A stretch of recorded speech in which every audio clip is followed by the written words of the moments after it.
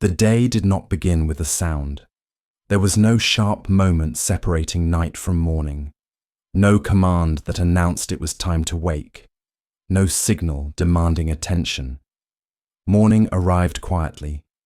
It entered the world the same way the night withdrew, slowly, without instruction, without urgency. Before alarms, before clocks divided the day into segments, before time was something to manage or chase, the beginning of the day was not an event. It was a continuation. Light changed first, not dramatically, not all at once. Shadows softened. Edges became visible. The world did not insist on being seen. It simply allowed itself to appear. The body noticed this before the mind did. There was no decision called waking up. No thought saying now the day begins. Awareness returned gradually, as if the night loosened its hold rather than released it entirely. Morning did not interrupt sleep. It replaced it. This mattered. Because without a forced beginning, the mind did not arrive fragmented. It did not jump from darkness into demand. It did not need to reorganize itself immediately. The body remained the guide. Breath adjusted before thought. Posture shifted before intention. Movement emerged slowly, without purpose, without schedule. In these early hours, nothing asked to be achieved. The day did not open with productivity. It opened with presence. Sound entered the world carefully. Not all at once, and never with insistence. Birds, distant movement, wind, none of them asked for response. They were not signals to act, only reminders that the world was active again. There was no voice saying now, only a quiet sense of already. Time, in these moments, was not something that moved forward. It widened. Minutes were not counted. Hours were not owned. Morning was not a resource to be used efficiently. It was a state to be inhabited. This is difficult to imagine now. Modern mornings are defined by interruption. A sound breaks sleep. The mind is pulled forward before it has arrived.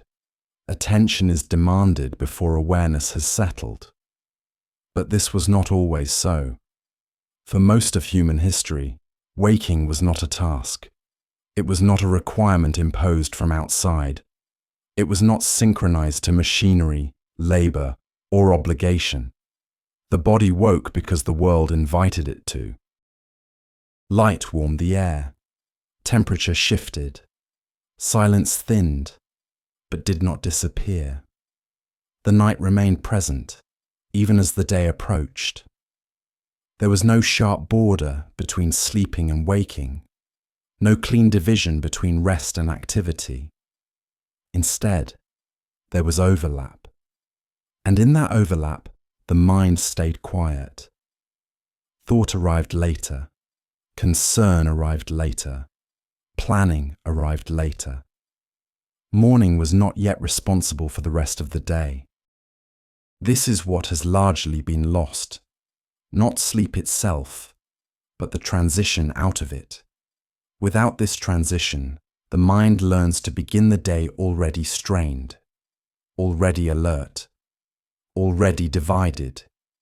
But when mornings unfolded gently, the mind did not need to defend itself. It did not brace. It did not prepare for immediate demand. It simply arrived. This video is not about techniques for waking. It does not offer advice or instruction. It does not suggest returning to the past, nor does it romanticize what once was. It simply observes. It looks at how mornings once functioned when time was not enforced, when the body led, when the day approached rather than announced itself. By understanding how the day once began, we can better understand why modern mornings feel abrupt, heavy, and unresolved. And perhaps more importantly, we can remember that the mind is not designed to begin abruptly. It prefers continuity. It prefers rhythm. It prefers gradual presence. The day did not begin suddenly. It waited. Light did not instruct the body to wake. It did not arrive as a signal, and it did not ask for response. Before artificial illumination, morning light entered the world gradually. There was no sudden brightness filling the space, no sharp contrast between darkness and visibility. Instead, light softened what the night had left behind. Edges appeared slowly. Shadows shortened without disappearing. Surfaces became readable before they became clear. The body responded to this long before the mind formed a thought. Eyes did not open because they were told to. They adjusted because the environment changed. The nervous system noticed the shift in brightness, the warmth in the air, the subtle clarity returning to space. Light functioned as context, not command. This distinction mattered. Without a sudden demand for attention, the body did not need to defend itself against stimulation. There was no shock to the senses, no abrupt transition from stillness to alertness. Instead, the body recalibrated gradually. The pupils adjusted slowly. Breathing deepened without effort. Posture shifted naturally, without intention. Morning light did not force the world into visibility. It allowed it.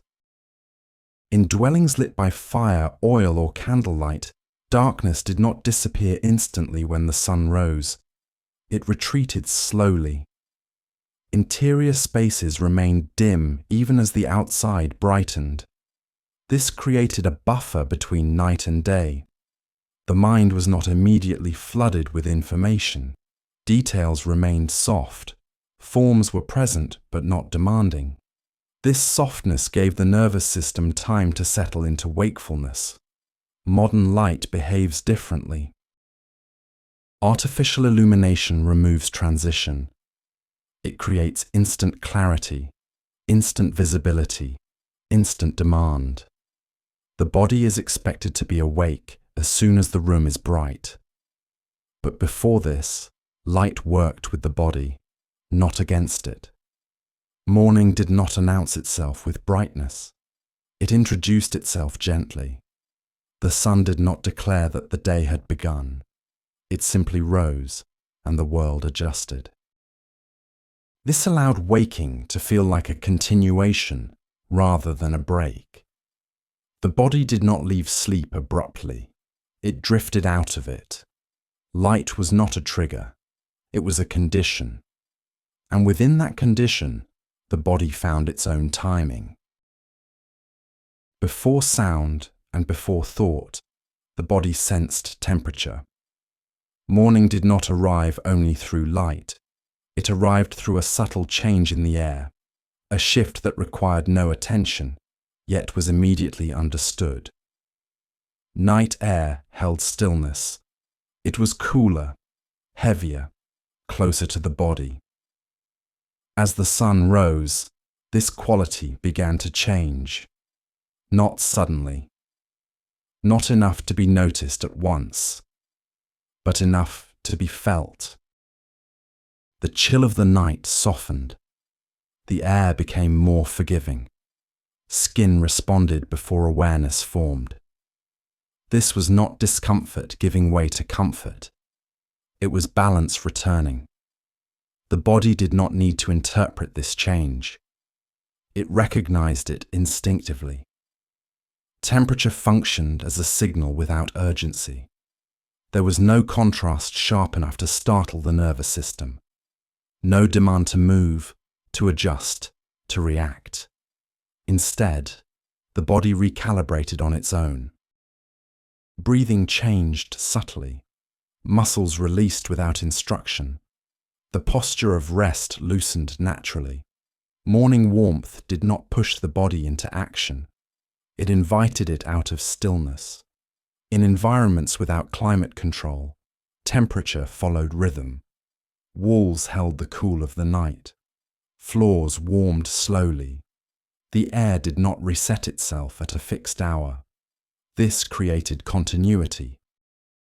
The body remained connected to the night, even as it entered the day. There was no moment of separation, only transition. Modern environments remove this message.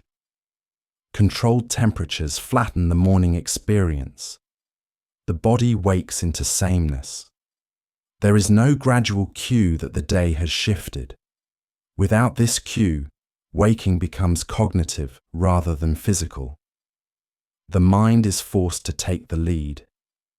But when temperature guided the morning, the body remained in control. There was no need to decide when to wake. The body sensed when rest had completed its cycle. Warmth did not demand movement.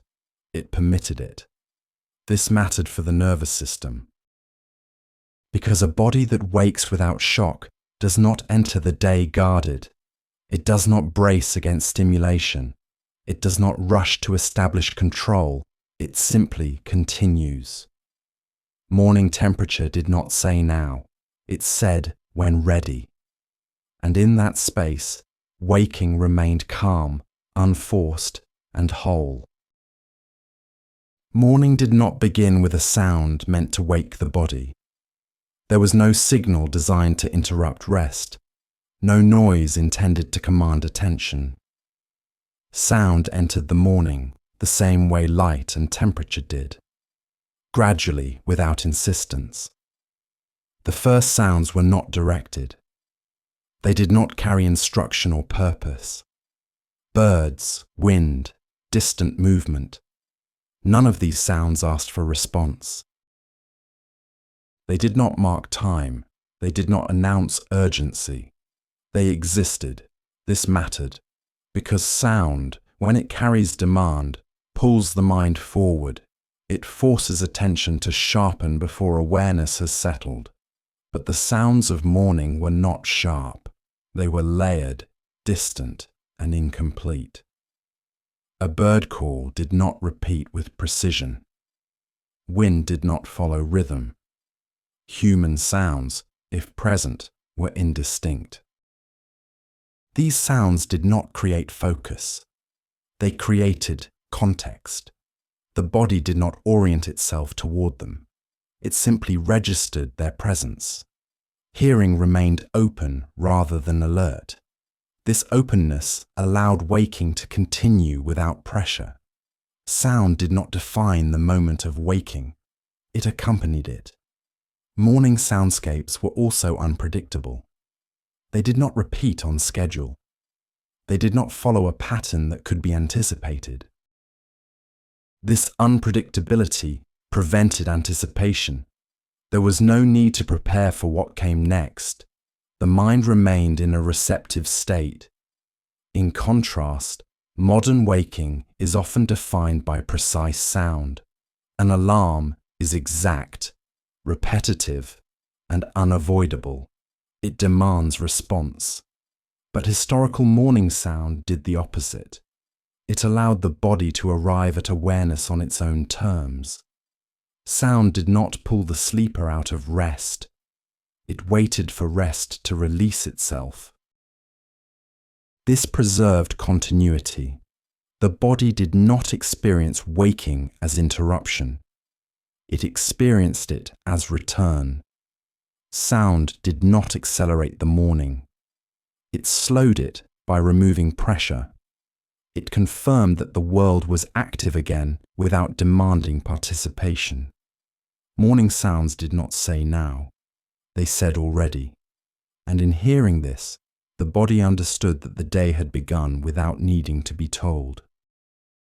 Waking did not begin with thinking. Before intention, before language, before direction, there was awareness. This awareness did not arrive suddenly. It did not announce itself. It emerged quietly as the body released sleep without resistance. There was no moment of decision called "I am awake now." No internal command to begin the day. the mind did not rush forward. It lingered. Breath was noticed before thoughts formed. The weight of the body was felt before identity returned. Awareness remained broad and undefined. This mattered, because when awareness precedes thought, the mind does not fragment. There is no immediate division between self and task, no pressure to organize attention. The body re-entered the world gradually, without needing to interpret it. Morning awareness was sensory, not conceptual. Light was felt, not named. Sound was heard, not categorized. Temperature was sensed, not evaluated. Thought arrived later, and when it did, it arrived into an already stable field. There was no urgency attached to it. This sequence protected the nervous system. Thought did not need to establish control immediately. It did not need to assert identity or purpose. Awareness held the space. The mind remained open rather than narrow. In modern waking, this sequence is often reversed. Thought is pulled forward first. Identity arrives abruptly. Awareness follows, fragmented and reactive. But before this, the body led the return to consciousness. There was no instruction to think. The mind did not ask what time it was, what needed to be done, or who it needed to become. It simply registered presence. This allowed the morning to remain quiet internally, even as the world became active. Thought did not dominate the early hours. It waited, and in waiting, it remained flexible. The day did not begin with interpretation.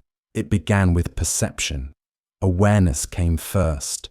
Thought followed when needed. Waking was not a choice. There was no moment in which the body decided that sleep had ended. Before alarms and schedules, the morning did not ask for agreement. The body did not negotiate with the day. It responded. Sleep loosened its hold gradually. The boundary between rest and wakefulness softened until it no longer needed to be crossed. There was no internal question of should I wake now, no resistance to overcome. Because nothing demanded immediate presence, nothing needed to be resisted. The absence of decision mattered. Decision creates tension. It pulls the mind into evaluation before awareness has stabilized. But in the morning, there was nothing to decide. The body did not need permission to wake. It did not need justification. It arrived at wakefulness the same way it arrived at sleep, through release, not command. This allowed continuity. The night did not end abruptly. It faded, and as it faded, wakefulness emerged naturally within it. The body recognized completion without analysis. Rest had done its work. There was no sense of loss, no sense of interruption. Waking was not an act of will. It was a condition that became true. This protected the mind from early strain. Without decision, there was no urgency to orient immediately, no pressure to assign meaning or purpose. The body remained present without needing to define itself. This presence carried forward into the day. The morning did not begin with assertion. It began with allowance. In modern waking, the decision to wake is often forced. Sound interrupts sleep. The mind is pulled forward before the body has released rest. Choice is imposed rather than removed. But before this, waking did not require intention. It did not require strength. It did not require discipline. The body knew when to yield sleep because the conditions allowed it. The morning did not demand attention. It accepted it when it arrived. And because waking was not a decision, it did not divide the mind. Awareness remained whole. Waking did not immediately lead to movement. Before the day asserted itself, there was stillness. This stillness was not emptiness. It was continuation. Sleep did not end with action. It ended with pause. The body did not rise as soon as awareness returned. It remained where it was, allowing the transition to complete itself. There was no pressure to move, no expectation that waking required response. Stillness served as a buffer between rest and activity. In this quiet interval, the body recalibrated. Breath settled into a new rhythm. Muscles released the last tension of sleep. Posture adjusted without intention. The mind did not rush to organize the day. Thought remained distant, unformed, unnecessary. This mattered, because movement too early pulls attention forward before awareness has stabilized. But when stillness followed sleep, the body completed its return gently. There was time to notice weight, to sense position, to remain present without direction. This stillness was not enforced. No one instructed the body to remain quiet. It happened naturally because nothing demanded otherwise. The environment supported it. Light remained soft.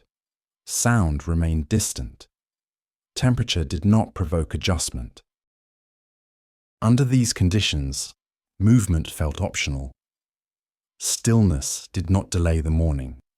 It prepared it. By remaining still, the body allowed sleep to release fully. There was no residue of rest that needed to be shaken off. The transition completed itself. In modern mornings, stillness is often removed.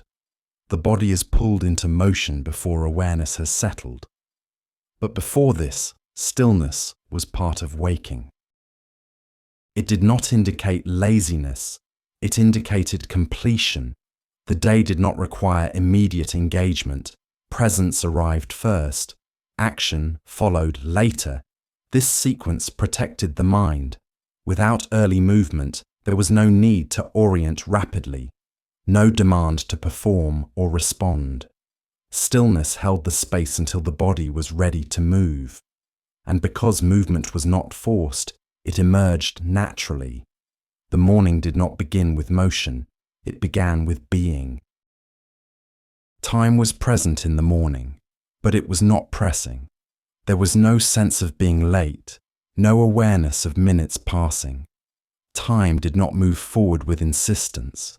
It expanded. Morning was not divided into units that needed to be managed or optimized. There was no urgency attached to its passing. This absence of pressure mattered. Because when time is not experienced as a demand, the mind does not contract around it. Attention remains open, awareness remains broad. The body did not orient itself toward a schedule. It oriented itself toward conditions. Light, temperature, and sound guided the pace of waking, not numbers or external markers. Time was not counted. It was inhabited. There was no internal dialogue measuring how much of it remained. The morning did not feel scarce. This allowed waking to remain unhurried. Without pressure, there was no need to rush through the transition. The body could complete its cycle without interruption. The mind did not prepare for future tasks. It remained with the present moment. This protected the early hours from becoming immediately transactional. Morning was not something to be used. It was something to pass through. In modern experience, time often arrives as constraint. The day begins with measurement. Minutes become obligations. But before this, time functioned differently.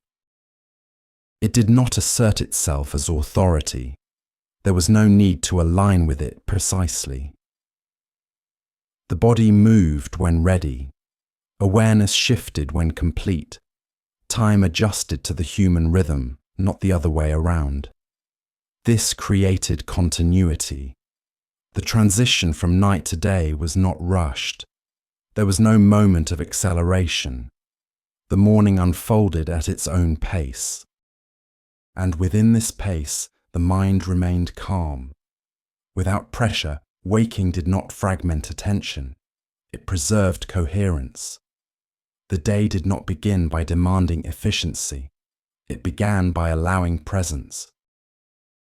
Morning did not begin with responsibility. There was no immediate demand placed on awareness, no expectation that waking required usefulness. The body was not asked to perform as soon as it arrived at consciousness. This absence mattered deeply, because obligation pulls the mind forward, away from presence and into anticipation.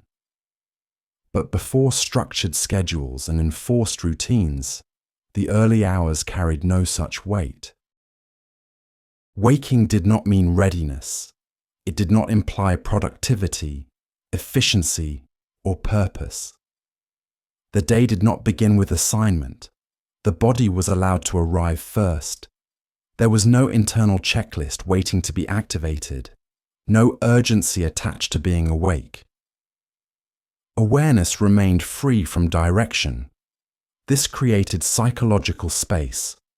Without immediate obligation, the mind did not need to assemble itself quickly. Identity did not rush back in full form.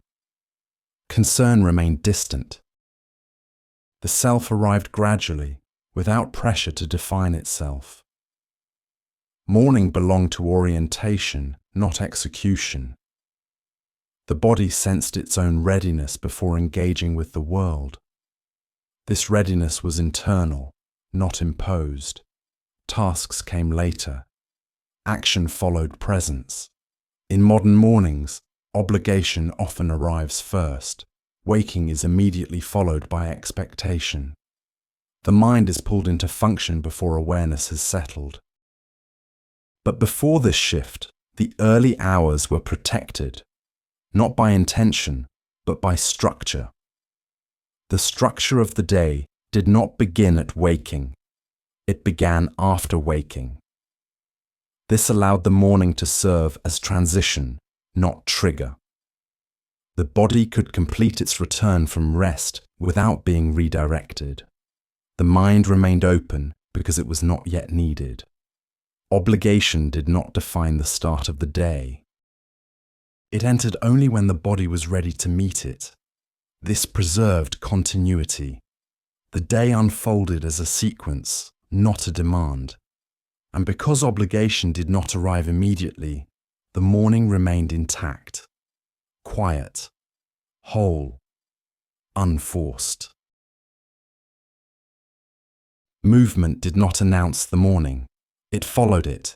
The body did not rise suddenly or decisively. There was no sharp transition from stillness to activity, no expectation that waking required immediate motion. Instead, movement emerged gradually, almost unnoticed. Before standing, there was shifting. Before walking, there was stretching. The body adjusted its position quietly, responding to sensation rather than intention. This mattered, because movement that arrives too quickly pulls the mind forward before it has settled. It turns waking into action instead of allowing it to remain transition.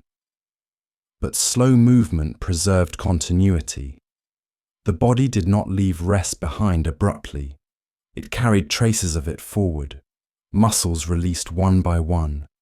Limbs responded to gravity without resistance. Posture changed without instruction. There was no sense of beginning something new, only the sense of continuing what had already begun. This slowness was not deliberate. No one decided to move slowly. There was no concept of pacing. Movement followed readiness, not expectation. The body sensed when stillness had completed its role and responded accordingly. Standing was not a goal. Walking was not an objective. Movement happened because the body had room for it. The environment supported this. Light was still soft. Sound remained distant. Temperature did not provoke urgency. Under these conditions, movement remained unforced. The body did not brace itself against the day. It entered it. This preserved balance. Slow movement allowed the nervous system to adjust gradually. There was no spike in alertness, no sudden demand on coordination or focus. Breath and motion aligned naturally. This alignment mattered for the mind, because when movement remains gentle, attention does not scatter. The mind stays present within the body instead of projecting outward. In modern mornings, movement is often abrupt. The body is pulled into action before awareness has stabilized. But before this shift, movement respected the body's timing. It did not interrupt awareness, it followed it. This created a sense of internal coherence. The body did not feel separate from the day, it felt carried into it. Slow movement also protected the morning from becoming immediately purposeful. Motion did not imply work. It did not signal productivity.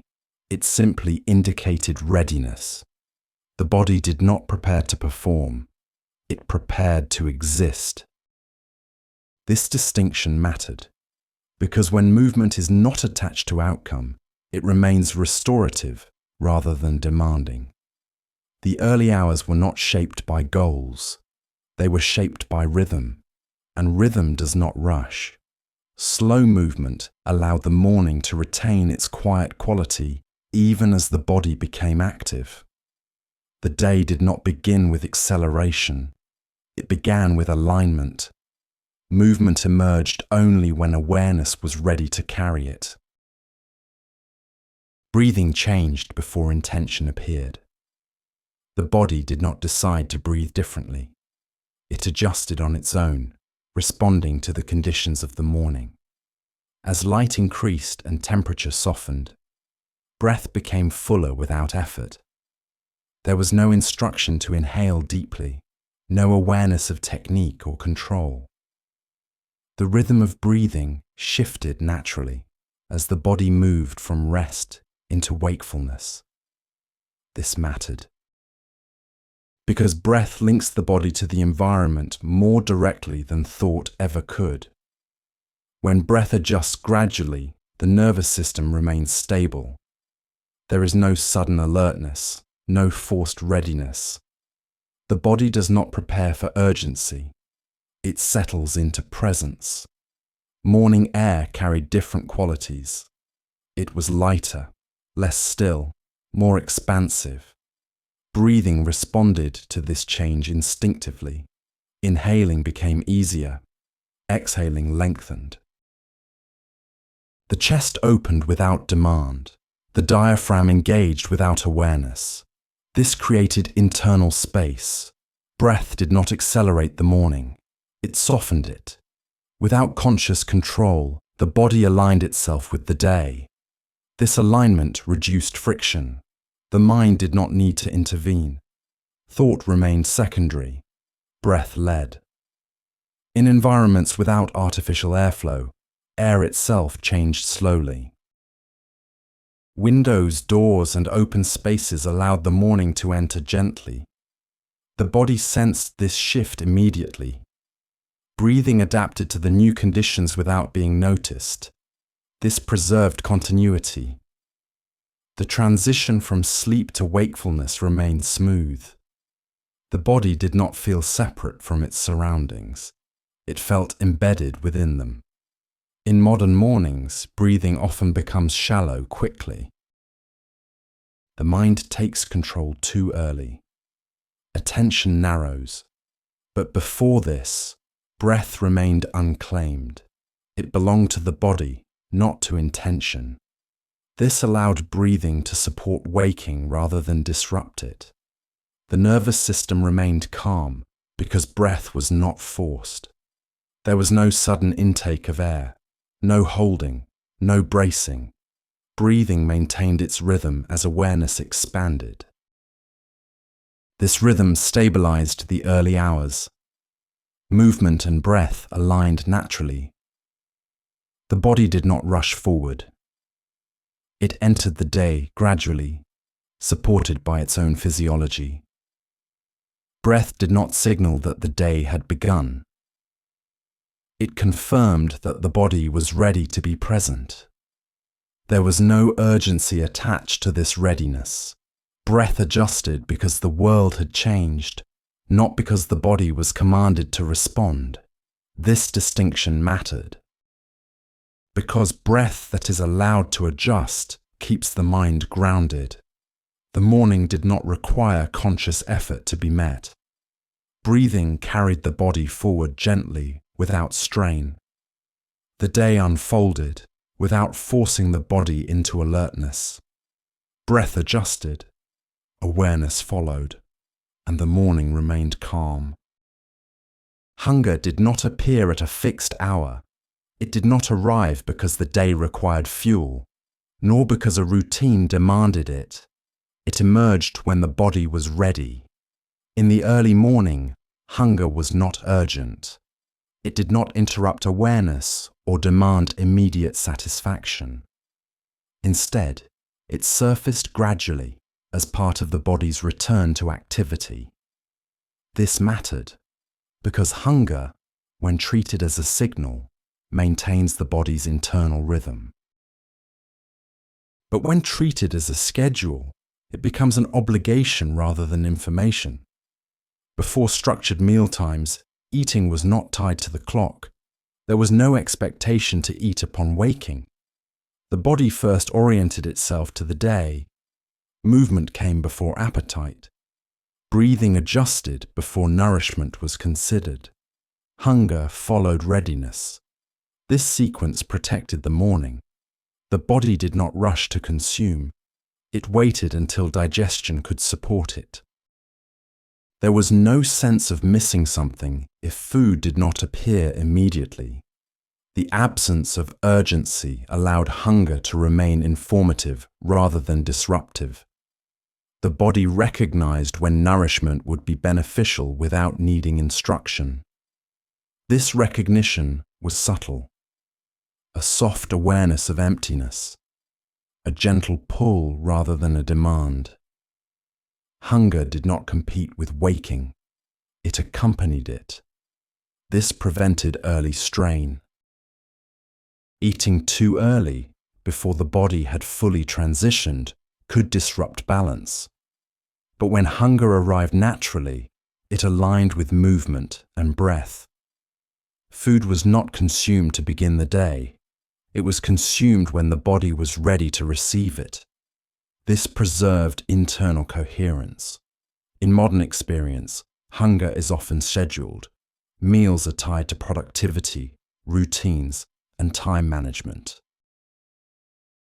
But before this, hunger followed rhythm. It did not announce itself loudly. It did not require immediate action. The body remained in control. This control mattered for the mind, because when hunger is not urgent, attention does not fragment. There is no need to plan, prepare, or anticipate.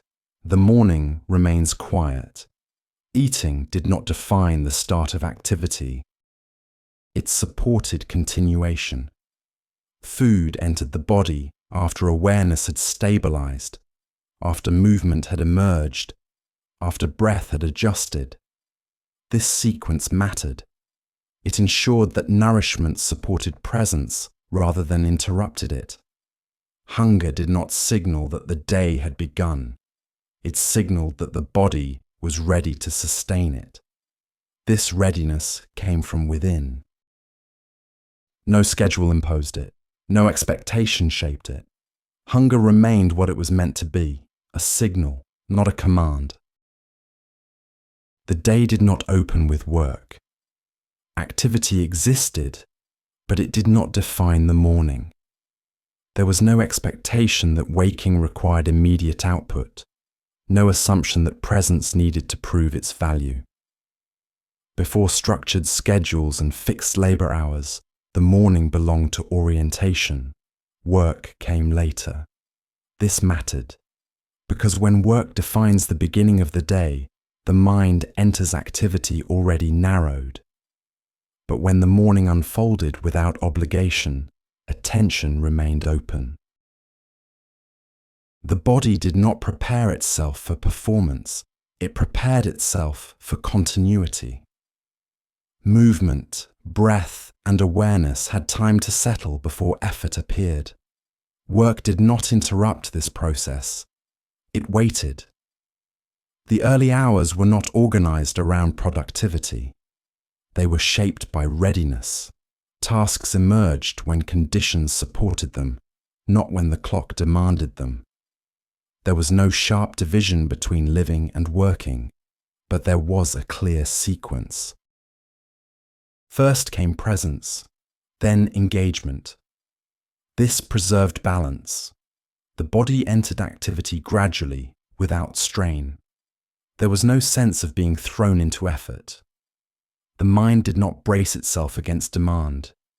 It moved forward when prepared. In environments where survival depended on attentiveness, not efficiency, this sequence mattered deeply. Rushing into work before awareness stabilized would have created error, waste, or harm. The morning protected the mind by delaying pressure. Work required clarity, and clarity required calm.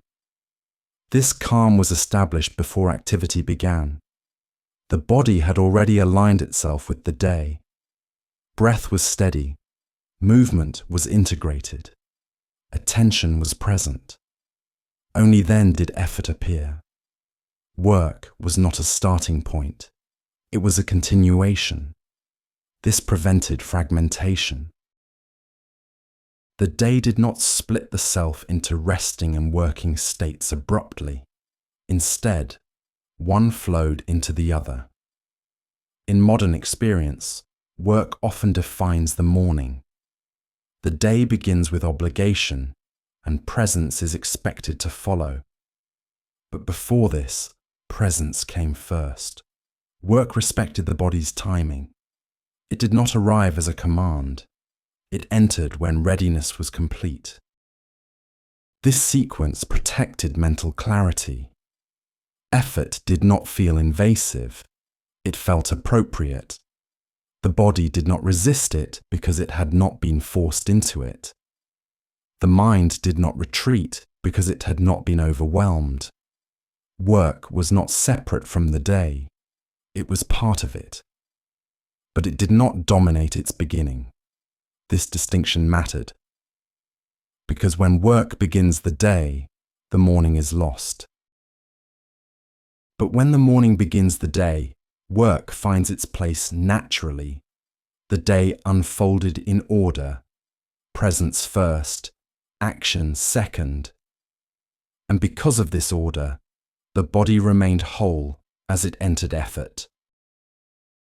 Readiness did not require speed. The body did not hurry to meet the day. It arrived when alignment was complete. This readiness was not measured by time or marked by a specific action. It was sensed. Breath had settled. Movement had found its rhythm. Awareness remained present without strain. Only then did the body recognize itself as ready. There was no moment of acceleration, no signal demanding that the morning move faster. Readiness did not imply urgency. This mattered, because when readiness is rushed, it becomes tension rather than capacity. But before enforced schedules, the body did not confuse preparedness with speed. The morning unfolded at a pace that allowed readiness to form naturally. There was no pressure to arrive at a state quickly, no expectation that the body should already be alert, focused, or productive. Readiness was allowed to mature. This maturity protected the nervous system. The body did not overshoot into alertness. It did not brace itself against imagined demand. Instead, it remained grounded. The mind followed this grounding. Thought did not race ahead. Attention did not fragment. The early hours remained coherent. This coherence mattered for the rest of the day, because a body that begins without rush does not need to recover from the morning. Energy is not spent resisting urgency, it is conserved for engagement. Readiness without rush allowed effort to feel appropriate. Action did not arrive as intrusion, it arrived as extension. The body did not need to be convinced to move forward, it already was. In modern mornings, readiness is often forced. Speed replaces alignment. Urgency replaces presence. But before this, the morning did not accelerate. It stabilized. This stability made action sustainable. There was no early exhaustion, no sense of being pushed beyond capacity. The body entered activity with its systems already synchronized. Breath, movement, and awareness supported one another. This support reduced friction. The day did not feel heavy because it had not begun abruptly. Readiness was not a race to begin. It was a quiet confirmation that the body and the day were aligned. There was no need to prove this readiness. It was evident. The morning did not test the body, it prepared it. And because readiness formed without rush, the body carried calm into action. The day unfolded without resistance. Presence remained intact. Effort followed naturally. Morning did not erase the night. When the day approached, the night did not disappear suddenly or completely. It remained present, not as darkness, but as continuity. The world did not reset itself at dawn. Instead, the qualities of night softened and thinned, gradually giving way to visibility and activity. But the atmosphere of night, its quiet, its slowness, its reduced demand, lingered. This mattered. Because when night remains present within morning, the mind does not experience a rupture. It does not feel pulled from one state into another. It continues. The early hours carried traces of what came before. Silence had not yet been replaced by noise. Stillness had not yet been displaced by motion. Attention had not yet been claimed. The night released its hold slowly. This release allowed the body to transition without strain. Darkness did not end at a precise moment. It faded.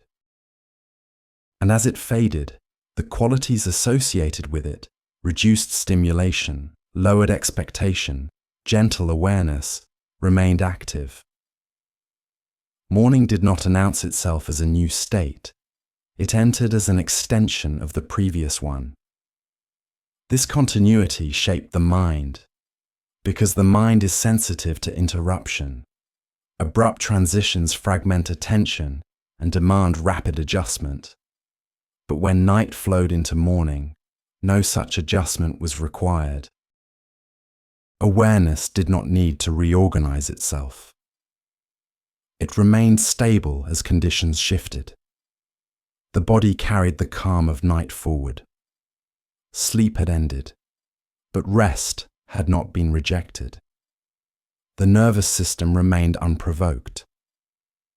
The early light did not cancel the night's influence, it softened it.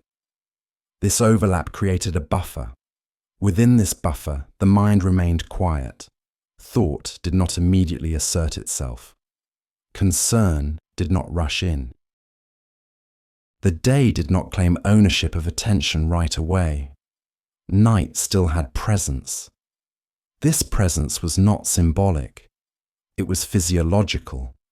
Lower light levels, reduced sound, slower movement. All of these continued into the early morning. The body recognized these conditions and remained at ease. There was no expectation that waking meant leaving night behind entirely. The two states coexisted for a time. This coexistence mattered deeply for mental stability. Because when night disappears abruptly, the mind is forced into alertness too quickly. But when night lingers, alertness develops gradually. The body does not brace. It does not defend itself against stimulation. Instead, it opens at its own pace. In modern experience, this overlap is often lost. Artificial light removes darkness instantly. Schedules divide night and day sharply. The mind is required to switch states immediately. But before this division, the world allowed overlap. The night did not end. It thinned. This thinning created gentleness.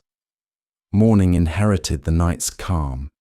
The early hours were not fully of the day, and no longer fully of the night. They existed in between. This in-between state protected the mind from urgency. There was no demand to perform, plan, or decide. The day had not yet asserted itself. This allowed awareness to remain broad. Thought did not dominate perception. The mind did not yet divide the world into tasks and priorities. It simply remained present. The night's influence delayed the arrival of mental noise. And this delay mattered, because mental noise arrives quickly once demand enters the field. But in the presence of lingering night, demand remained distant. The early morning was not a starting line. It was a passage. The body passed through it gradually. The mind followed. This passage preserved continuity. There was no moment that needed to be marked as the beginning. The day did not begin sharply because the night had not fully left. This continuity supported emotional regulation. A body that transitions gently does not carry shock into the day. A mind that is not interrupted remains coherent. The early hours held this coherence. Night was still present, not as sleep, but as tone. A quieter tone, a slower rhythm, a reduced sense of demand. These qualities shaped the morning. They allowed waking to feel like extension rather than departure. The day did not replace the night. It emerged from it. And because of this emergence, the mind did not need to adjust quickly. It remained settled. This is what has largely been lost. Not darkness itself, but the continuity it provided. Without this continuity, mornings feel abrupt. But when night remained present within morning, waking did not feel forced. It felt natural. The day did not take over. It arrived. There was no exact moment when night ended and day began. No line was drawn. No switch was flipped. No threshold was crossed all at once. The transition unfolded without definition. This absence of a sharp boundary mattered, because boundaries create pressure. They demand adjustment. They force the mind to recognize a change and respond to it. But when night and day were not separated by a clear division, the mind was not required to reorient itself suddenly. It continued. The world changed gradually, and awareness changed with it. Darkness did not disappear at dawn. It softened. Light did not arrive as a replacement. It layered itself onto what was already present. The night thinned rather than ended. This thinning created continuity.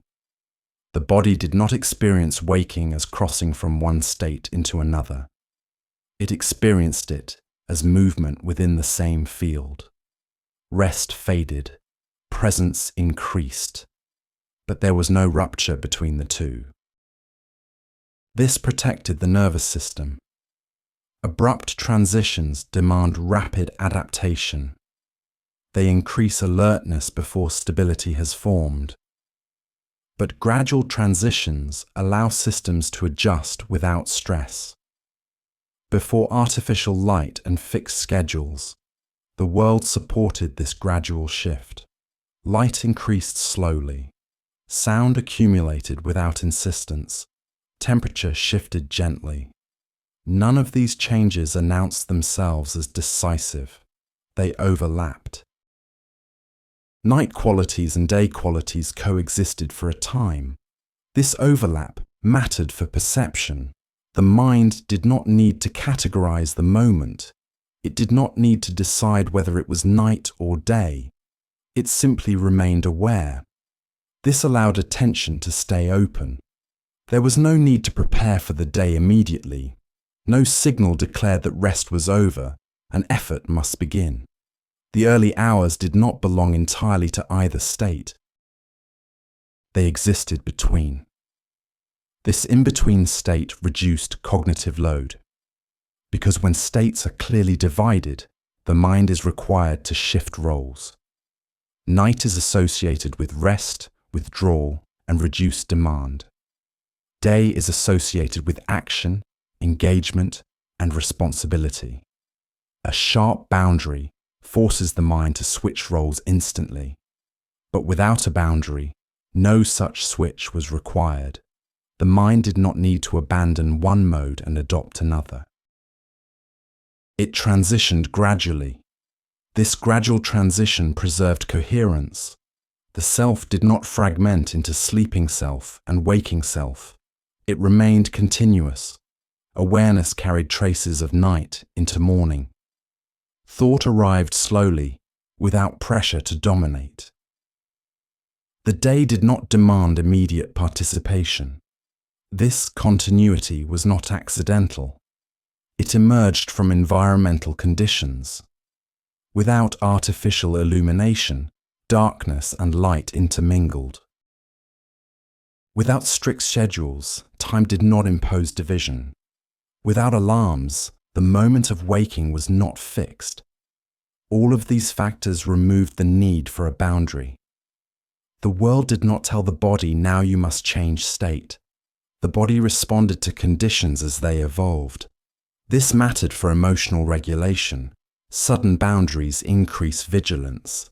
They prepare the body for potential threat.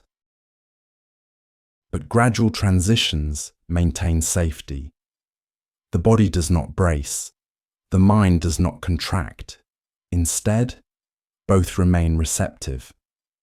The early morning carried this receptivity. It did not force clarity or focus. It allowed them to emerge when ready. In modern experience, boundaries are often sharp. Light replaces darkness instantly. Sound interrupts silence decisively. Schedules divide time into segments. The mind is required to recognize these divisions and adapt immediately. But before this, the world did not insist on division. Night and day were not opposing states.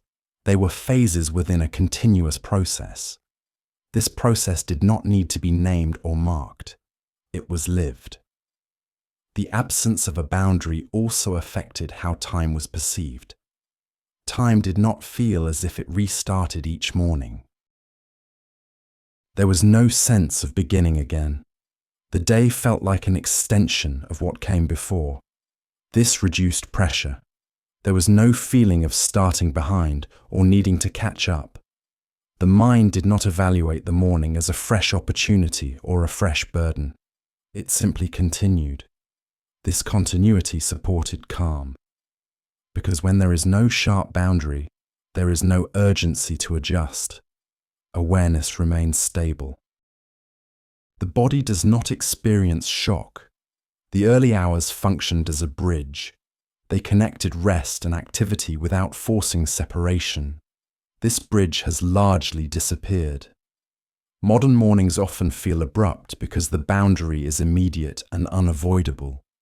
But when night and day were allowed to overlap, the morning did not feel like a command. It felt like a passage that did not require attention to be crossed. The body moved through it naturally. The mind followed without resistance. The absence of a sharp boundary protected the morning from becoming a site of pressure. It preserved gentleness. The day did not take over all at once. It arrived gradually. And because it arrived this way, the mind did not need to prepare itself aggressively. It remained open. This openness shaped the entire day that followed. The early hours were not mentally crowded. Thought did not rush in as soon as awareness returned. There was no immediate pressure to organize, evaluate, or anticipate. The mind remained quiet, not empty, but unclaimed.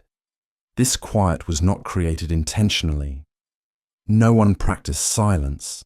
No one attempted to clear the mind. It existed because nothing yet required it to speak. This mattered. Because the mind becomes loud in response to demand. When attention is claimed too early, thought multiplies quickly. But in the early morning, demand had not arrived. The day had not yet asserted itself. Without tasks pressing forward, the mind had no reason to accelerate. Awareness remained broad and undirected. Thought appeared slowly, often fragmentary, often incomplete. There was no need to follow it. This preserved internal calm. The body remained present without commentary. Breath continued its rhythm. Movement unfolded gently. Thought existed at the edges of awareness, not at the center. This arrangement mattered for mental balance, because when thought dominates early, attention narrows too quickly. But when thought is allowed to arrive gradually, it remains flexible. The early hours supported this flexibility. Silence was not total. There were sounds, but none of them demanded interpretation. There were sensations, but none required judgment. The mind remained receptive rather than reactive. This receptivity created space. Within this space, awareness did not need to defend itself. There was no immediate need to plan, prepare, or perform. The self did not arrive all at once. Identity returned gradually. Memory, concern, and intention followed later. This sequence protected coherence. The mind did not fragment into competing priorities. It remained unified. In modern mornings, mental quiet is often absent. Thought is pulled forward immediately. Responsibilities assert themselves. Time presses inward. But before this, the early hours acted as a buffer. They delayed the arrival of mental noise. This delay mattered deeply, because once mental noise begins, it tends to multiply. But when its arrival is delayed, it arrives more slowly, with less force. The early morning allowed this delay. There was no reason to think urgently, no need to rehearse the day. No requirement to assign meaning to the moment. Awareness did not evaluate itself. It simply existed. This mental quiet also shaped emotional tone. Without early evaluation, emotion remained stable. There was no immediate anxiety, no urgency-driven tension. The body did not interpret the morning as a challenge. It experienced it as continuation. This supported regulation. Emotion did not escalate because thought had not yet framed the day. The mind did not ask whether the day would be difficult, productive, or successful. It had not yet learned to ask such questions. The early hours remained unburdened by expectation. This unburdened state mattered, because expectation is heavy. It pulls attention into the future before the present has stabilized. But when expectation arrives later, the mind has already settled. The early quiet gave it this chance. This quiet was not passive, It was preparatory. It allowed awareness to anchor itself before engaging with complexity. The mind did not avoid thinking, it postponed it. This postponement preserved clarity. When thought eventually arrived, it arrived into a stable field. It did not overwhelm. It did not dominate. The early morning protected this field. It held space until the mind was ready to use it. In environments without constant stimulation, this quiet was supported naturally. There were no screens, no alerts, no external prompts. Attention remained self-directed. This allowed the mind to rest within awareness. Thought did not need to justify its presence. It could come and go freely. This freedom reduced pressure. The mind did not cling to its own activity. It did not escalate itself. It remained light. The early hours preserved this lightness. They did not demand engagement. They did not rush transition. They allowed mental quiet to exist as a natural state rather than a practiced one. This quiet is often misunderstood. It is not absence of thought. It is absence of urgency. The difference matters because urgency compresses the mind. But without urgency, thought can remain gentle. The early morning held this gentleness, and in holding it, it shaped the tone of the entire day. The mind did not begin in defense. It began in openness. This openness carried forward, and because of it, the day did not feel heavy before it began. Productivity did not define the morning. The early hours were not shaped by output, nor measured by how much could be accomplished. Before the day organized itself around tasks and efficiency, morning belonged to presence. This presence was not intentional. No one attempted to be mindful. No one aimed to slow down. Presence existed because nothing yet demanded otherwise. This mattered. Because productivity narrows attention. It pulls awareness toward outcome and away from experience. But in the early morning, outcome had not yet entered the field. There was no pressure to make use of time, no expectation that the morning should be optimized. The body was allowed to exist without purpose. This absence of purpose created space. Awareness did not need to justify itself. It did not need to become useful. The self did not arrive as a role to be performed. It arrived as a state to be inhabited. This preserved coherence, because when productivity defines the beginning of the day, the mind enters activity already divided. One part observes, another part evaluates. But when presence comes first, attention remains whole. The body is not split between experience and expectation. The morning did not require efficiency. It required orientation. The body needed to locate itself within the day before engaging with it. Presence allowed this. It gave the nervous system time to establish safety. Without safety, productivity becomes strain. But when presence came first, effort later felt natural rather than forced. The early hours were not empty of activity. There were movements. There were preparations. There were simple tasks. But these activities were not framed as work. They were not measured or evaluated. They did not carry urgency. Action existed without pressure. This distinction mattered, because activity without evaluation does not exhaust the mind. It does not fragment attention. The body remains grounded. In modern experience, productivity often defines identity. The day begins with expectation. The self is immediately measured by output. But before this shift, identity did not arrive through function. It arrived through presence. The body did not ask what it needed to produce. It asked, what it needed to be ready. Presence answered this question without words. It allowed breath to settle, movement to align, awareness to stabilize. Only after this did effort appear. This sequence protected mental clarity, because effort that follows presence does not feel invasive. It does not require resistance. The mind does not need to push itself forward. It moves naturally. The early morning protected this order.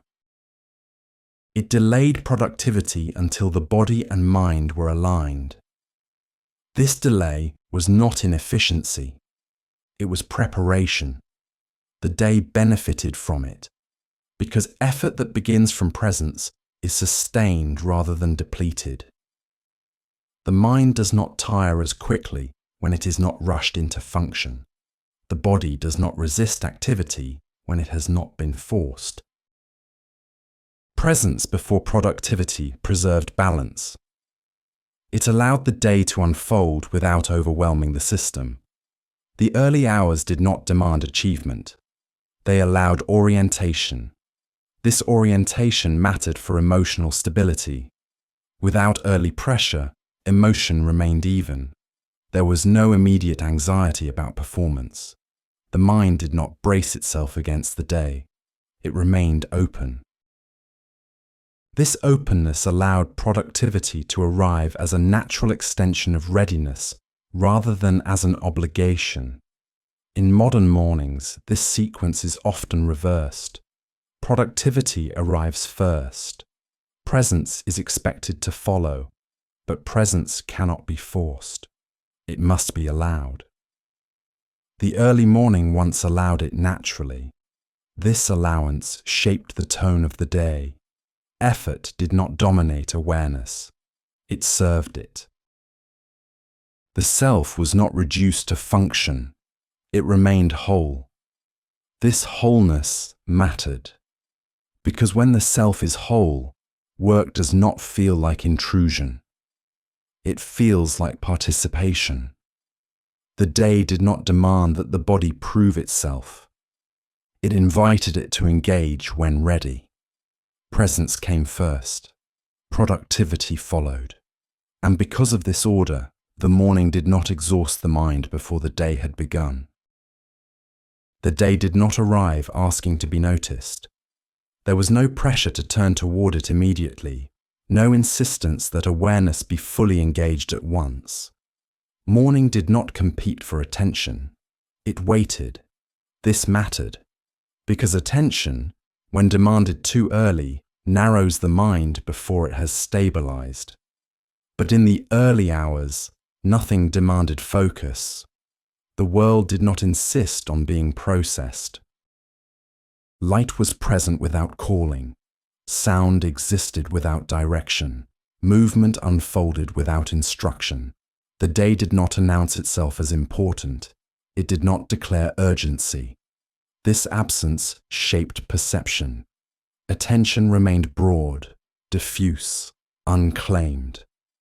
The mind did not need to prioritize. It did not need to filter or select. There was no hierarchy of importance yet. This allowed awareness to remain open. The early morning did not frame itself as a moment to seize or a window to maximize. It did not suggest opportunity or loss. Time did not feel scarce. Because nothing demanded attention, the mind did not brace itself. It did not prepare to defend against overload. Instead, it remained receptive. This receptivity mattered deeply, because when attention is demanded, the mind contracts. It sharpens prematurely, but when attention is allowed to emerge naturally, it remains flexible. The early morning supported this flexibility. There were things to notice, but none of them insisted. The body noticed what it needed to notice. Awareness drifted gently from sensation to sensation, without pressure to settle. This drifting was not distraction. It was orientation. The mind was learning the day without being forced to interpret it. This created internal safety.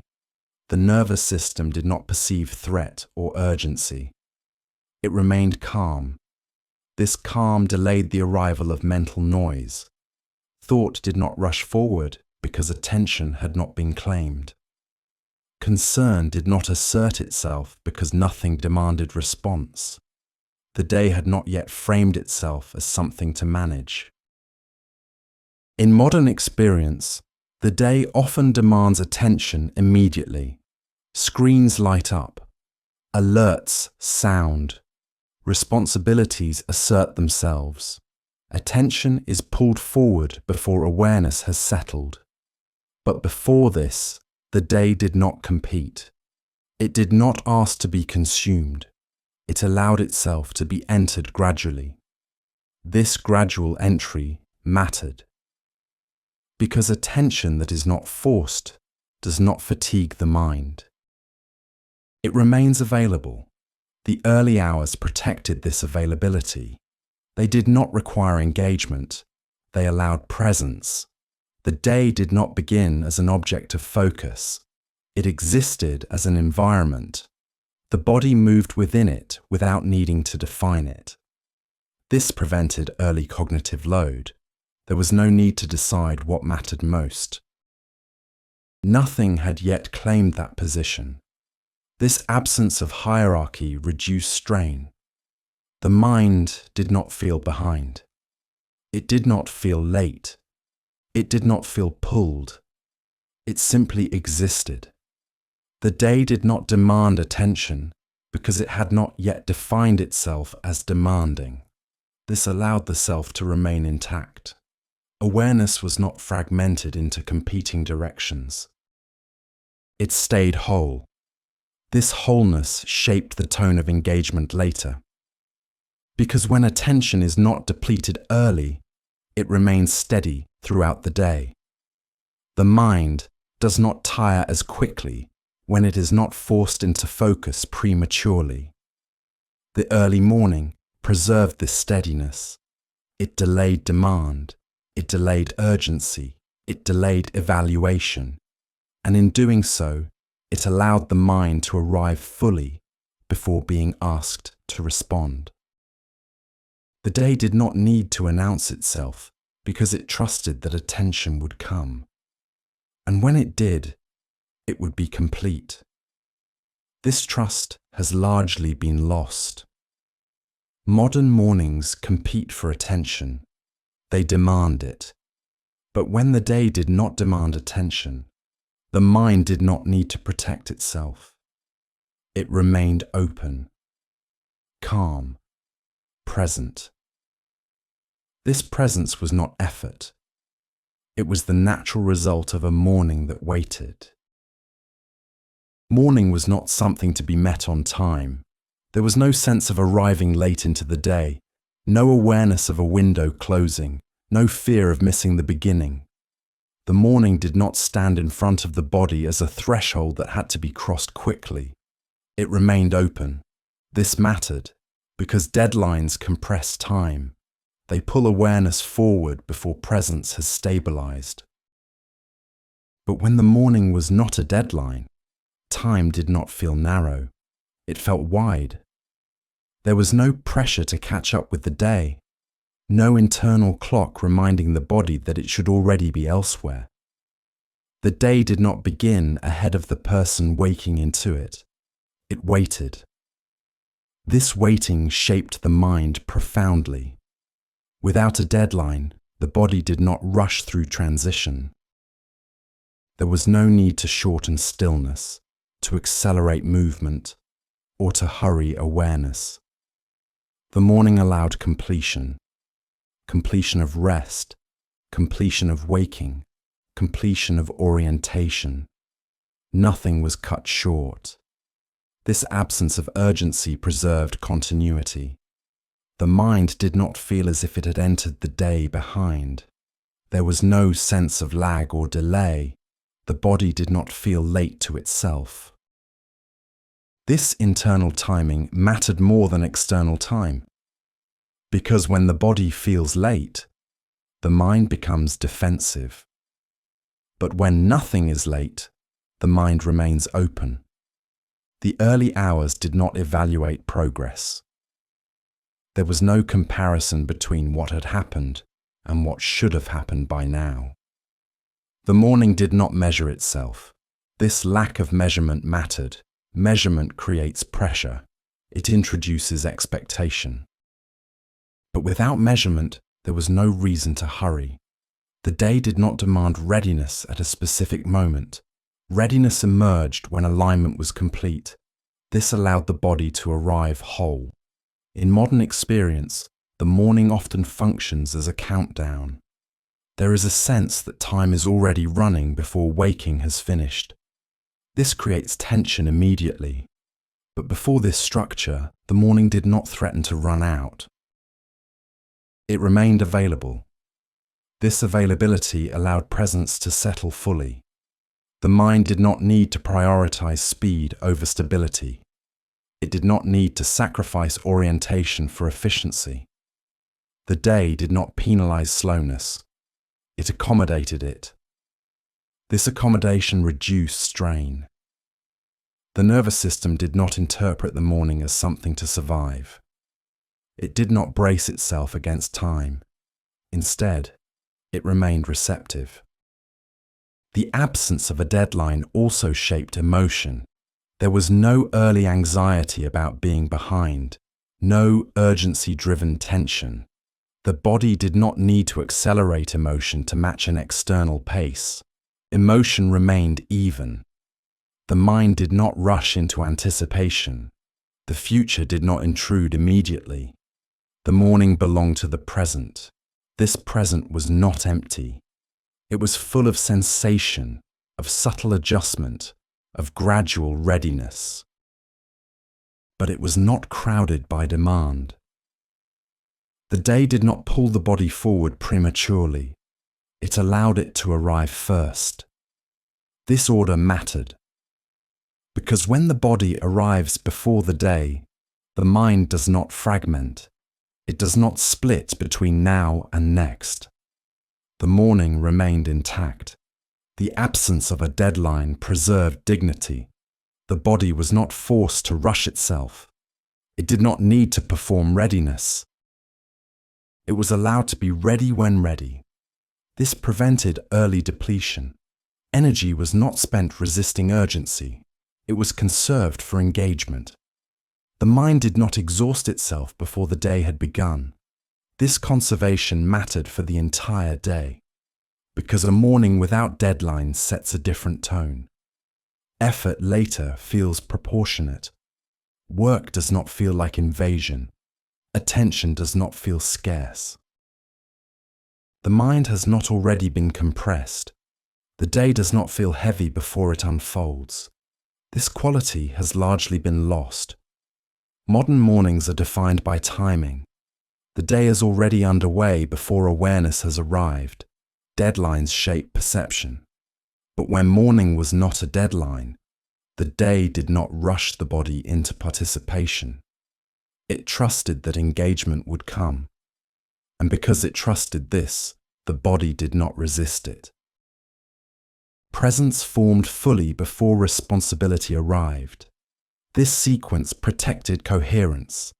The self did not fragment into parts trying to keep up with time. It remained whole.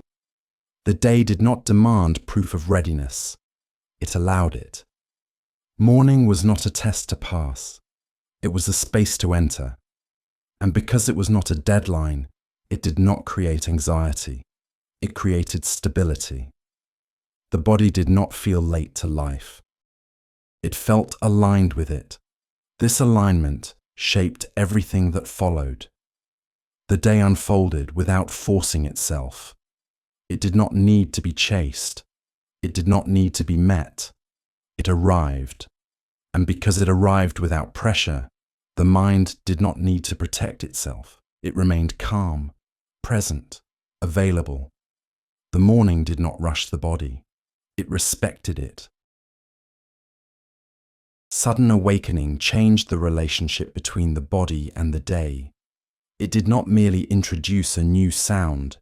it altered the sequence by which awareness returned. Before alarms, waking emerged from within the body. After alarms, waking was imposed from outside.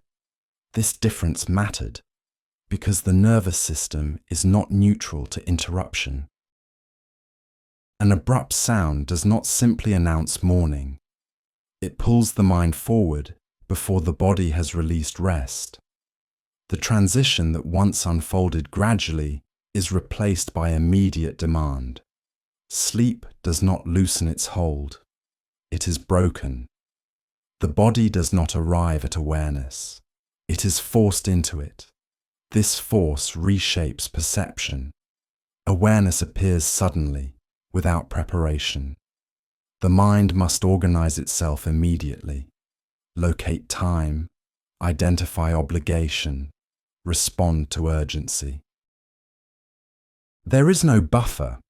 The overlap between night and morning disappears. The nervous system experiences this as disruption. Even when the alarm is familiar, even when it is expected, its effect is the same. It interrupts. The body does not interpret the sound as information. It interprets it as command. This command bypasses the gradual signals that once guided waking.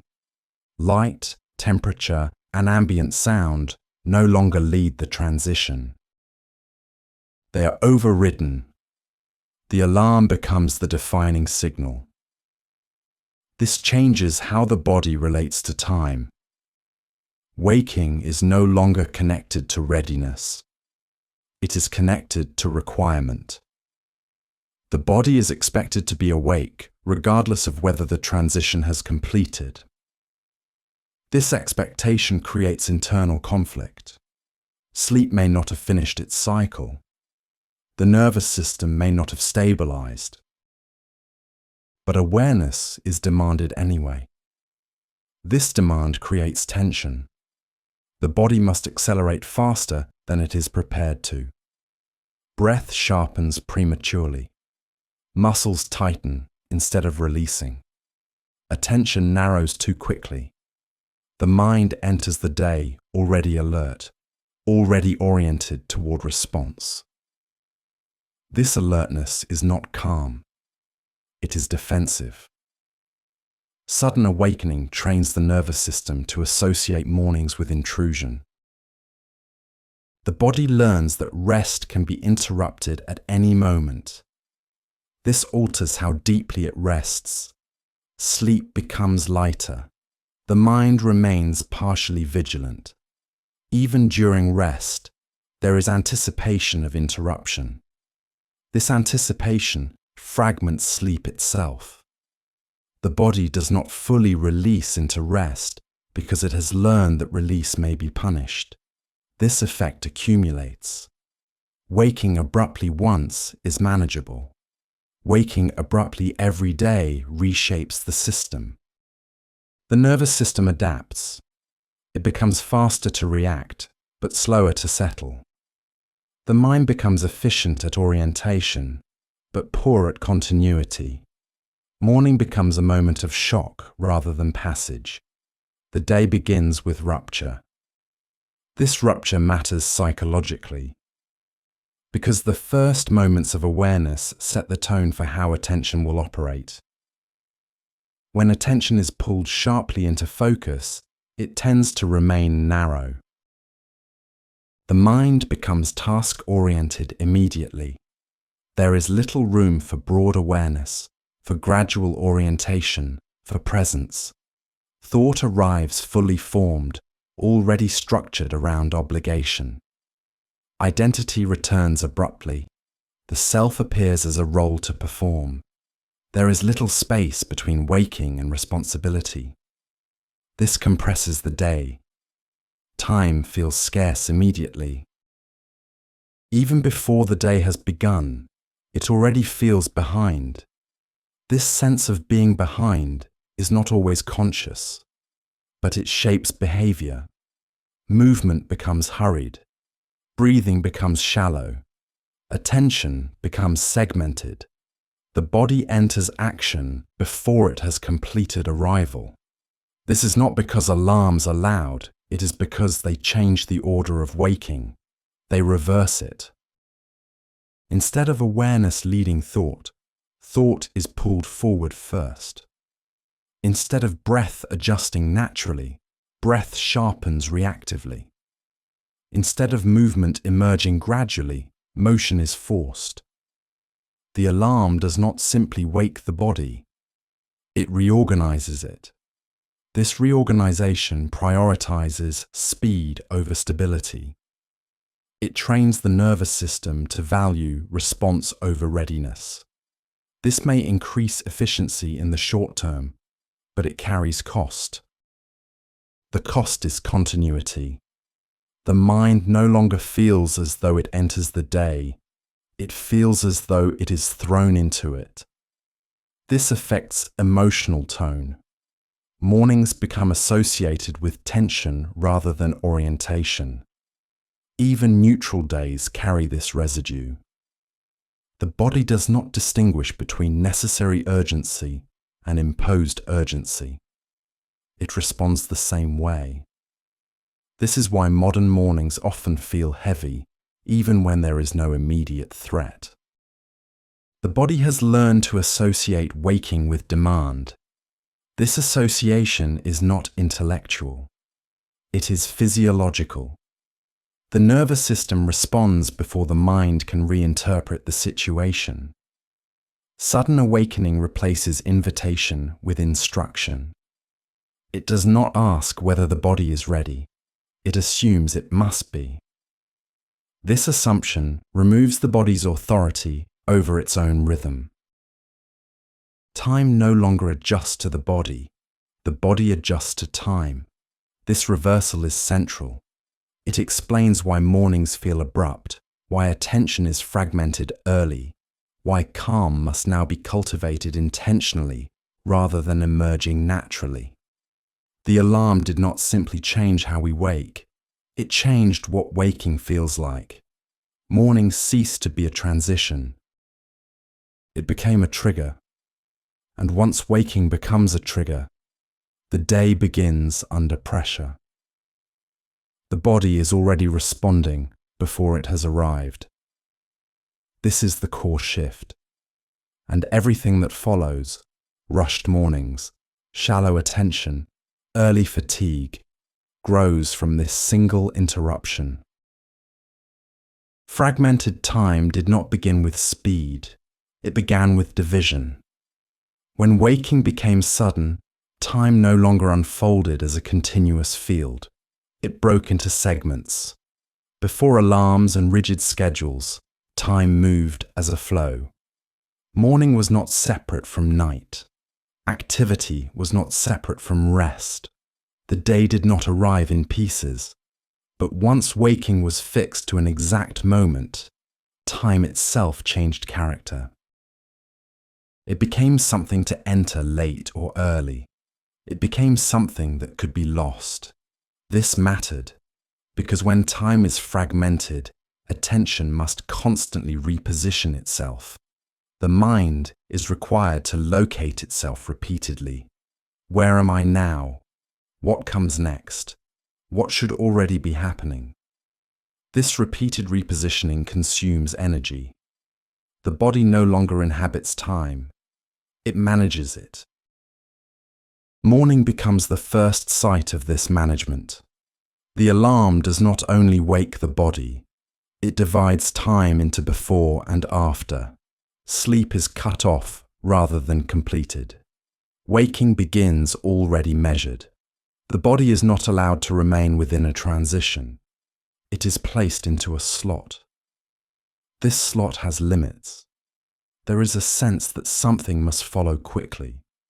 Time begins to feel narrow. The early hours no longer function as a passage. They function as a checkpoint. This creates psychological pressure, because checkpoints imply evaluation. Am I on time? Am I behind? Am I moving fast enough? These questions arise before awareness has settled. The mind enters the day already oriented toward measurement. fragmentation multiplies throughout the morning. Minutes are allocated. Actions are sequenced. Transitions are shortened. There is little space between one segment and the next. The body must adjust rapidly again and again. This repeated adjustment fragments attention. Instead of remaining present, the mind jumps from task to task, from moment to moment. Even when nothing urgent is happening, the structure remains. Time is experienced as a series of demands. This experience accumulates. The day does not feel long or open. It feels compressed. The morning sets this tone. When time is fragmented at waking, it remains fragmented throughout the day. The body learns to operate within narrow windows. Breath adapts to this. It becomes shorter, less responsive to environment, more tied to urgency. Movement adapts as well. Actions become efficient, but abrupt. The body does not complete transitions fully. It moves on before settling. This affects mental clarity, because clarity requires continuity. When attention is constantly repositioned, it cannot stabilize. Thought becomes reactive. It responds to segments rather than inhabiting flow. This reactivity feels like busyness, but it is actually fragmentation. The mind is active, but not integrated. In earlier rhythms, time did not require constant acknowledgement. There was no need to know exactly where one was within it. The body sensed progression without measurement. This sensing supported calm. But fragmented time demands awareness of itself. It pulls attention outward. The mind must track time instead of being carried by it. This tracking is subtle, but it is constant. And because it is constant, it becomes tiring. Fragmentation also alters memory. When time is broken into segments, experience becomes disjointed. Moments do not connect smoothly. The day feels full, but not whole. This contributes to the sense of fatigue that appears even on days without excessive activity. The body has not worked too hard, but the mind has had to switch states repeatedly. Each switch carries cost. The morning initiates this pattern. By dividing time at waking, it establishes a structure that continues. The early hours no longer allow the mind to settle into rhythm. They train it to anticipate interruption. This anticipation fragments awareness further. The body learns that any moment may be cut short, so it never fully inhabits the moment it is in. This is the deeper cost of fragmented time.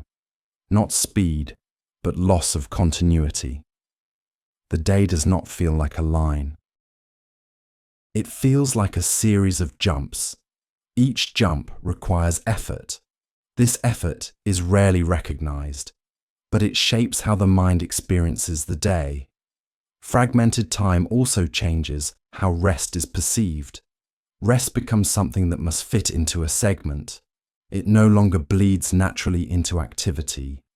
It is scheduled. This scheduling removes its restorative quality. The body does not trust that rest will be complete. It knows it may be interrupted.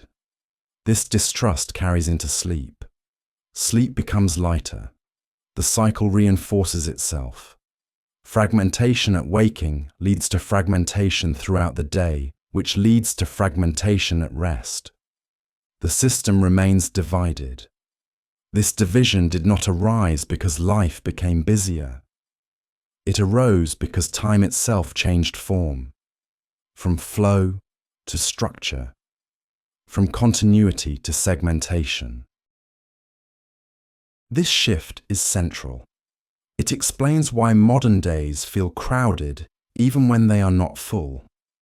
It explains why calm must now be practiced instead of occurring naturally. Fragmented time does not only affect schedules, it affects perception. The day feels shorter. Moments feel incomplete. The body never quite arrives. This sense of not arriving begins in the morning. It begins when waking is placed into a segment rather than allowed to unfold. The alarm marks the first cut. Everything that follows is shaped by it. What was lost was not sleep. It was transition. Before abrupt waking, the movement from night to day was not a jump. It was a passage. This passage allowed the body and mind to arrive gradually. It created continuity between states that would otherwise feel opposed. When waking became sudden, this passage disappeared. The night no longer released the body. It was cut off. The morning no longer emerged. It was imposed. This loss of transition mattered more than the loss of calm. Because transition is how the nervous system maintains coherence. Without it, the system is forced to adapt too quickly. The body does not complete one state before entering another. It carries unfinished processes forward. Sleep is interrupted rather than resolved. Rest does not conclude. It collapses. The body wakes while still partially resting. This creates internal contradiction. One part of the system is still withdrawing. Another part is already required to engage. The nervous system does not function well under contradiction. It responds by increasing vigilance. This vigilance is not conscious. It is physiological. The body prepares for instability. The mind becomes alert too early. This early alertness replaces orientation. Instead of slowly understanding where it is, the system prepares to respond. This preparation is subtle but constant. The loss of transition changes how the body relates to change itself. Change becomes something to survive rather than inhabit. The morning is no longer a space of adjustment. It is a point of demand. This affects how later transitions are experienced. If the first transition of the day is abrupt, the body learns to expect abruptness.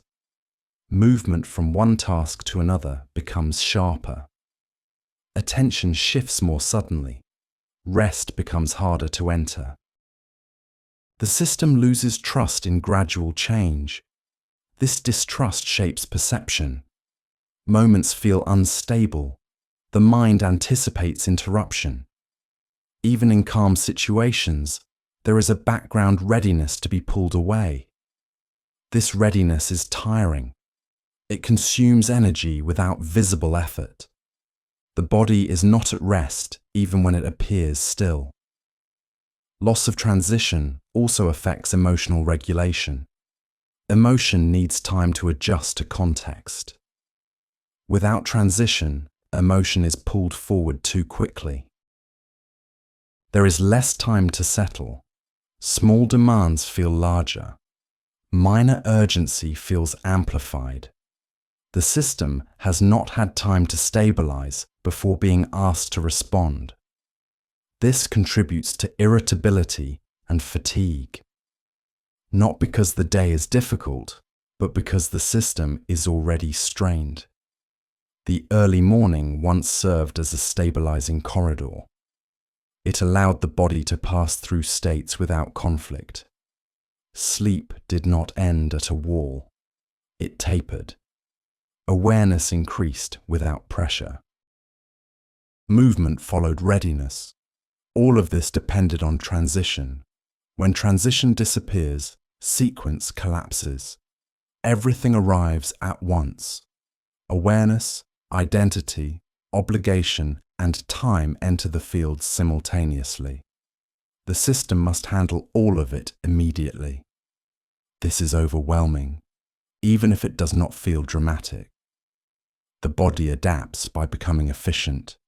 It learns to switch quickly, but speed replaces integration. The mind can respond faster, but it cannot settle as deeply. This trade-off becomes normalized. We learn to live without transition, but the cost remains. Loss of transition also alters how the day is remembered. When transitions are absent, experience feels flat. Moments blend without coherence. The day feels full but indistinct. This contributes to the sense that time passes quickly without being fully lived. The body has moved through many segments without ever completing a passage. This is not a failure of attention. It is a structural change in how the day unfolds. The morning sets this structure. When the morning lacks transition, the rest of the day follows suit. Transitions between tasks shorten. Breaks lose their restorative quality. Rest becomes shallow. The system remains in a state of partial engagement, never fully resting, never fully present. This state feels normal because it is common, but it is not natural. The body evolved to rely on transition. It expects states to release gradually. When this expectation is violated repeatedly, the system compensates. Compensation looks like alertness, but it feels like tension. The mind becomes good at responding, but poor at arriving. This is the deeper cost of losing transition, not fatigue alone, but loss of coherence. The day becomes a series of demands rather than a continuous experience. And this begins at waking. When the morning no longer provides a passage, the entire day feels fragmented. The body does not trust that it will be allowed to arrive anywhere fully, so it remains partially ready to leave.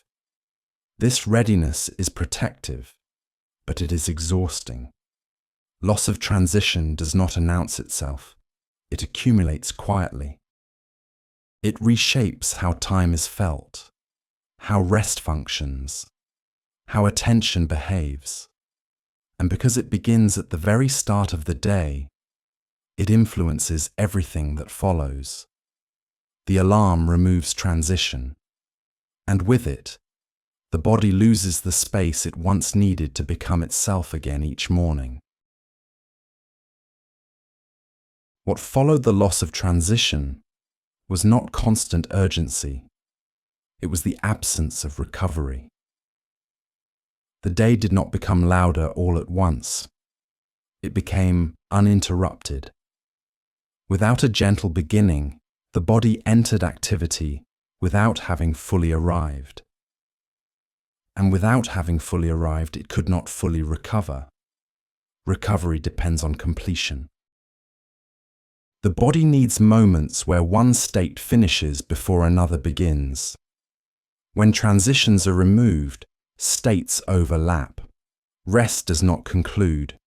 Effort does not fully begin. The system remains suspended between modes. This suspension is subtle. The body may appear awake, active, and functional, but internally, processes remain unfinished. Sleep has not fully released. Alertness has not fully stabilized. The body operates, but it does not reset. This matters, because recovery is not the absence of activity.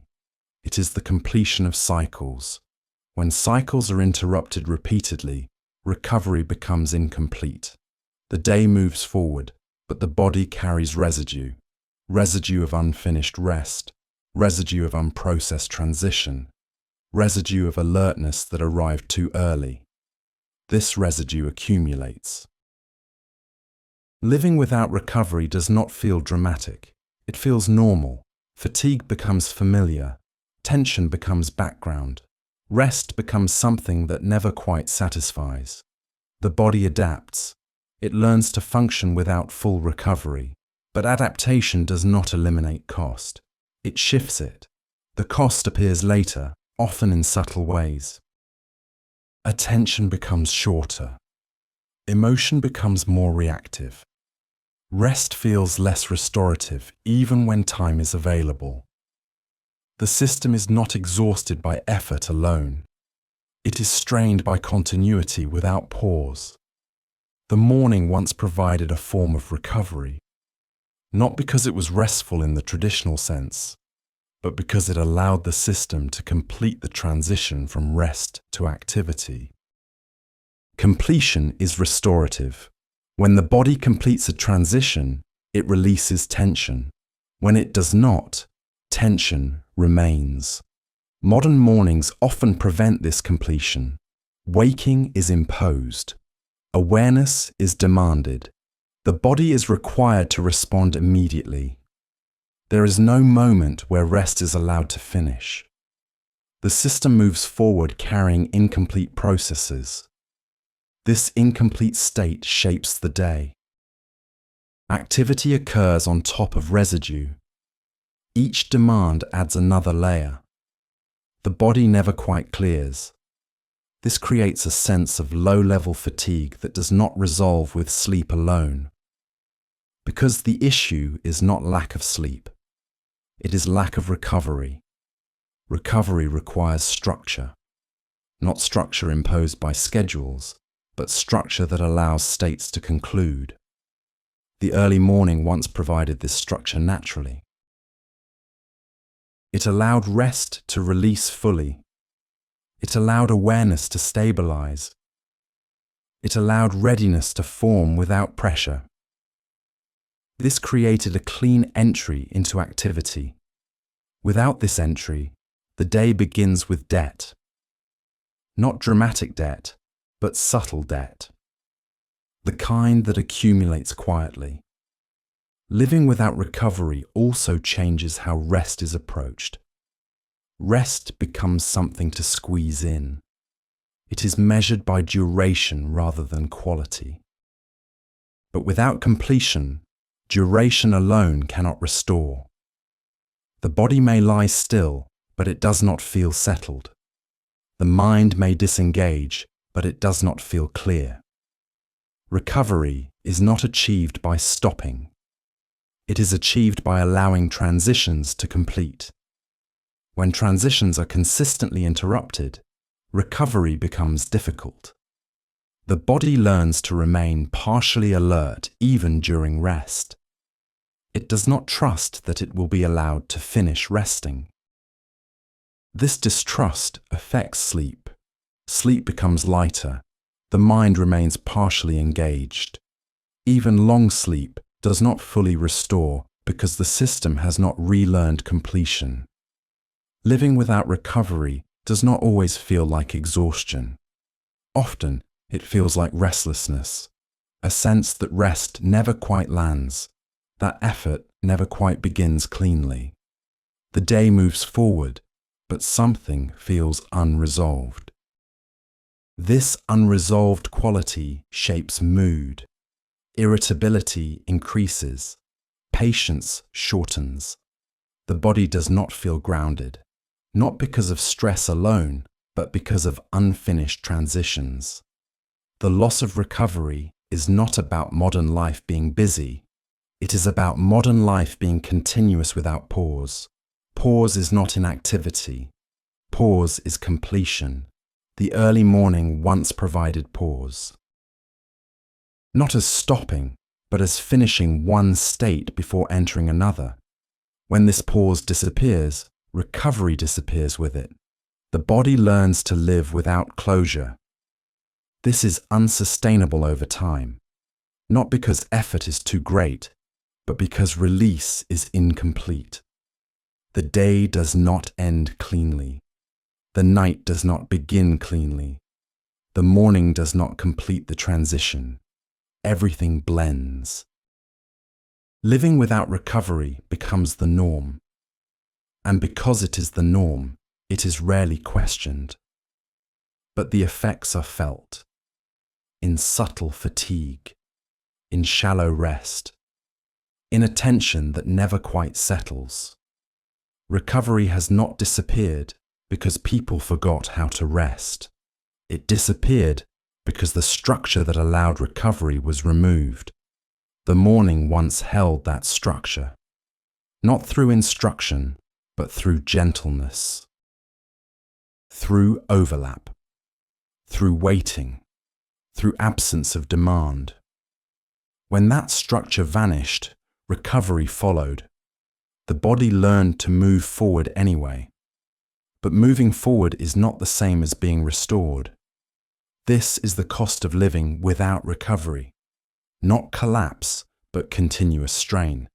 And it begins quietly, every morning, when the day does not allow the body to arrive before asking it to continue.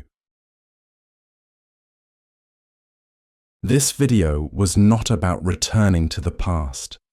It was about remembering a rhythm in which the day did not arrive as a demand, and waking did not require resistance. Before alarms, before rigid schedules, the morning was not something to survive. It was something to pass through. The body did not begin the day in defense. The mind did not arrive already divided. Awareness was allowed to form before attention was required. This mattered. Because the human system does not begin well under pressure. It does not organize itself efficiently when it is interrupted.